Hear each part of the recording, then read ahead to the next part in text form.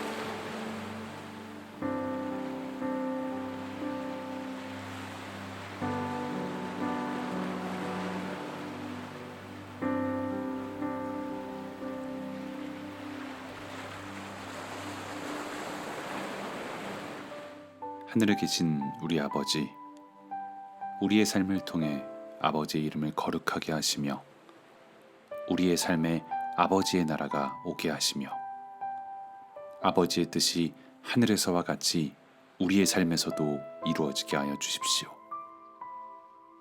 오늘 우리에게 일용할 양식을 주세요. 불완전한 환경 속에서도 어쩔 수 없이 일하고 있는 우리에게, 그나마의 일자리조차도 없어서 방황하는 우리에게, 지금도 전쟁 속에서 치열하게 싸우고 있는 우리에게, 외롭고도 힘든 상황 속에 처한 우리에게 일용할 양식을 주세요. 이태원 참사로 인해 수많은 사람들이 죽거나 다쳤습니다. 온 국민의 마음에 큰 충격을 주었고 수많은 사람들이 슬픔에 잠겼습니다. 이러한 아픔과 슬픔 가운데 방황하고 있는 사람들 마음에 하나님께서 위로와 사랑으로 채워주세요. 유가족들의 마음은 누구도 무엇으로도 위로할 수 없습니다. 다만 하나님이 은혜로 함께하여 주세요. 그리고 다시는 이와 같은 일이 반복되지 않도록 도와주세요. 또한 우리가 우리에게 잘못한 사람을 용서하여 준 것 같이 우리 죄를 용서하여 주시고 날마다 우리를 고난과 유혹에 빠지지 않게 하시고 악에서 구하여 주십시오. 모든 나라와 권능과 영광이 영원히 아버지의 것입니다. 아멘.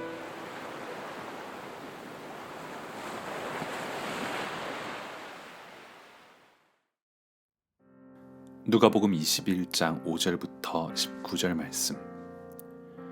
몇몇 사람들이 성전을 가리켜서 아름다운 돌과 봉헌물로 꾸며놓았다고 말들을 하니 예수께서 말씀하셨다.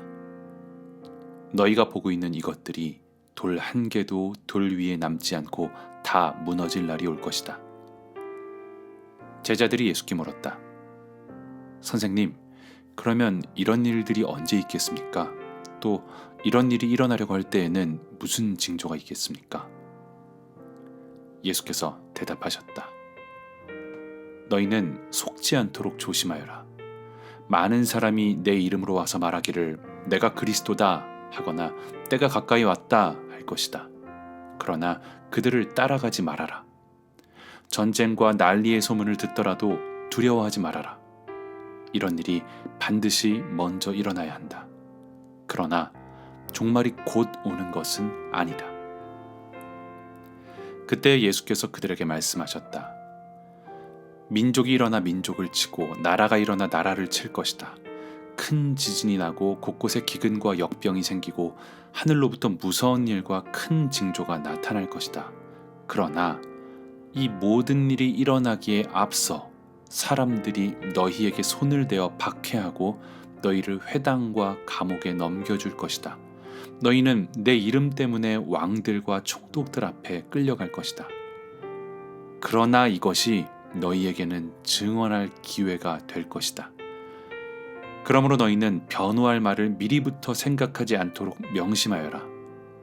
나는 너희의 모든 적대자들이 맞서거나 반박할 수 없는 구변과 지혜를 너희에게 주겠다. 너희의 부모와 형제와 친척과 친구들까지도 너희를 넘겨줄 것이요 너희 가운데서 더러는 죽일 것이다. 너희는 내 이름 때문에 모든 사람에게 미움을 받을 것이다. 그러나 너희는 머리카락 하나도 잃지 않을 것이다. 너희는 참고 견디는 가운데 너희의 목숨을 얻어라. 아멘. 몇몇 사람들이 성전을 가리키며 예수님께 자랑하듯 말합니다. 이것 좀 보십시오, 예수님. 정말 아름다운 돌과 봉헌물로 잘 꾸미지 않았습니까? 본문 바로 앞에는 가난한 과부가 두렙돈을 헌금하고 칭찬을 받는 장면이 있습니다. 성전 자랑을 하는 사람들은 과부를 칭찬하신 예수님의 말씀에 반박하는 듯 하기도 하고 또 한편으론 자신들도 좀 칭찬을 해달라고 이렇게 떼를 쓰는 것 같기도 합니다. 이런 그들의 기대와 달리 예수님은 이 사람들이 자랑하는 성전에 대해서 무너질 것을 예언하십니다. 그것도 철저히. 그들이 아름답다고 말하는 그 성전이 돌 하나도 돌 위에 남지 않고 완전히 무너질 것이라고. 하나님의 아들이신 예수님이 하나님의 성전이 무너질 것을 예고하신 거죠. 이스라엘 백성들은 옛날부터 착각하고 있는 게 있습니다. 구약의 때도 그렇고 신약의 때도 그렇고 자신들이 하나님의 백성이니까 자신들이 지면 하나님이 졌다고 생각하는 것입니다. 하지만 하나님의 성전이 무너진다고 하나님이 패배하시는 게 아닙니다. 오히려 교만의 돌, 거짓의 돌, 부패의 돌로 쌓아 올린 성전은 무너져야만 하나님의 정의와 공의와 평화가 만천하에 드러날 수 있습니다. 이스라엘의 패배가 성전의 무너짐이 오히려 하나님의 승리가 되며 하나님의 살아계심을 증거하기도 하는 거죠. 그리고 이것은 오늘 지금 우리에게도 적용됩니다. 예전에 어떤 신학 교수님께서 한국 교회에 대해서 언젠가 무너질 것이라고 말씀하셨던 기억이 있습니다. 물론 그분은 그러길 바란다거나 그러길 소망한다는 뜻은 아니었습니다. 그리스도인들은 마치 절대로 교회가 쇠퇴하거나 무너지면 안 될 것처럼 생각하면서 어떻게 해서든 무슨 방법을 동원해서라도 교회는 다시 부흥해야 한다라는 듯이 말하곤 하는데 절대로 그렇지 않다는 말씀이었죠. 이런 말을 하는 자들은 교회의 부흥을 숫자의 부흥이라고 생각해서 교인들의 숫자, 헌금의 숫자가 다시 늘어나야 한다고 말하지만 그것은 명백한 거짓된 메시지입니다. 이들은 자신들이 편하게 살고 자신들의 이름을 널리 알리며 개인의 부귀영화를 위해서 마치 교회를 위하는 척 하나님의 이름을 사용하고 이용하는 자들입니다. 숫자가 늘어나야만 하나님이 살아계신 것을 증명할 수 있는 건 아닙니다. 오히려 하나님의 능력이 드러나기 위해서는 교회의 숫자가 0으로 환원되어야 할 수도 있습니다. 하나님 이외에는 아무것도 없는 상태, 돌 위에 돌 하나도 남지 않고 완전히 다 무너진 상태여야만 할 수도 있는 거죠. 이것은 하나님의 패배가 아니라 오히려 하나님의 승리, 하나님의 전지전능하심을 증명하는 일이 될 수 있습니다. 거창하게 한국교회가 아니라 지금 나 자신, 우리 자신도 동일합니다. 우리는 하나님이 아니어도 너무나 많은 것들을 갖고 있습니다. 은혜가 없어도 세상엔 재미있는 게 너무 많습니다. 또 어떤 사람들은 먹을 것이 없어서 굶고 있지만 또 다른 한편에서는 일용할 양식을 달라고 기도하지 않아도 먹을 것이 넘쳐나고 음식물 쓰레기로 산을 이루는 시대에 살고 있습니다. 교회에 가지 않아도 말씀을 보지 않아도 예배를 드리지 않아도 세상에 우리를 가치 있게 느끼도록 만들며 우리를 재미있게 만들어주는 것들이 참 많습니다. 또한 우리 삶에 거짓과 위선과 탐욕과 교만의 돌들이 참 많이 쌓여 있습니다. 하나님은 우리가 하나님을 필요로 해야 한다는 것을 깨닫게 하시기 위해 하나님 아니면 우리는 살 수 없고 은혜가 필요하다는 것을 알게 하시기 위해서 때로는 우리 삶에서 돌 위에 돌 하나도 남기지 않으시기도 합니다. 예수님의 성전 무너짐에 대한 예고를 듣자 제자들은 그 징조를 궁금해합니다. 언제 이런 일이 일어날지, 그 일이 일어날 때 어떤 징조가 있을지 묻습니다. 예수님은 이런 제자들의 질문에 답하시면서 징조뿐만 아니라 이런 일이 일어날 때 제자들이 어떻게 해야 하는지 그 방법, 자세를 알려주십니다. 그리고 이 말씀을 통해 오늘 우리에게도 어떤 태도를 가지고 살아야 하는지 가르쳐 주십니다. 징조는 단순합니다. 어찌 보면 누구나 다 알 수 있는 징조입니다. 예수님을 흉내내는 자들이 등장하죠. 내가 그리스도다. 때가 가까이 왔다 하면서 예수님이 하셨던 말씀을 따라하지만 이들은 자신의 욕심을 채우는 자들을 거짓말을 하는 자들입니다.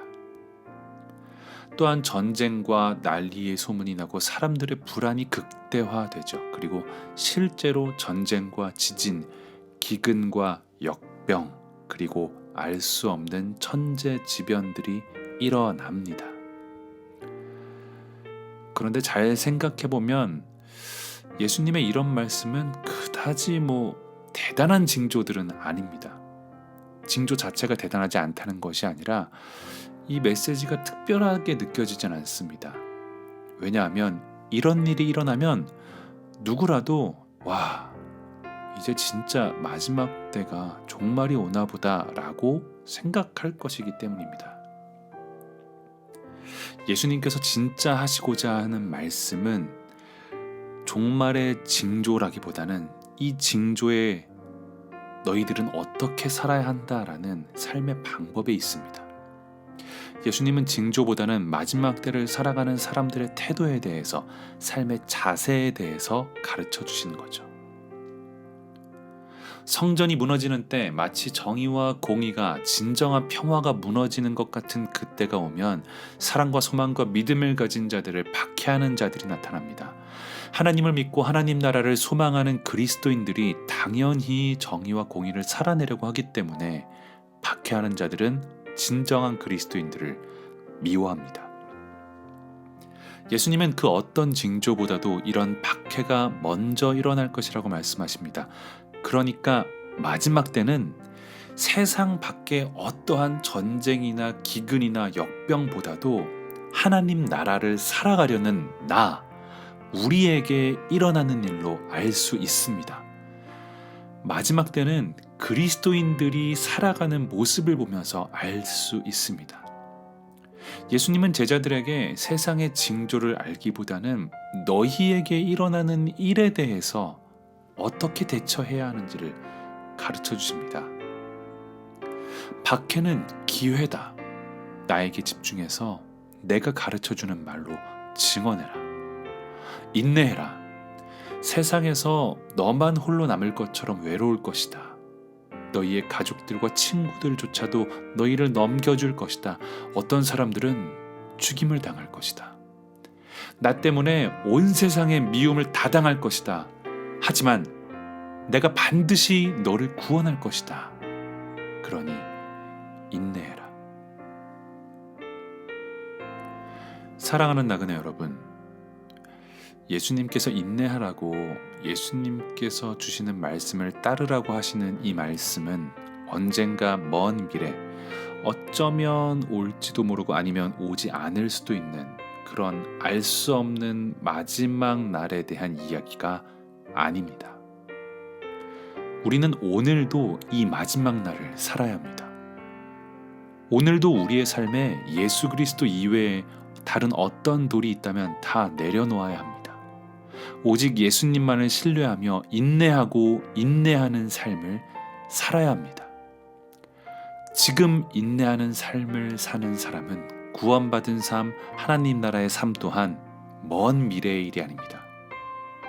하나님 나라의 정의와 공의, 은혜와 사랑을 누리며 매일을 마지막 날로 살아가시길 축복합니다.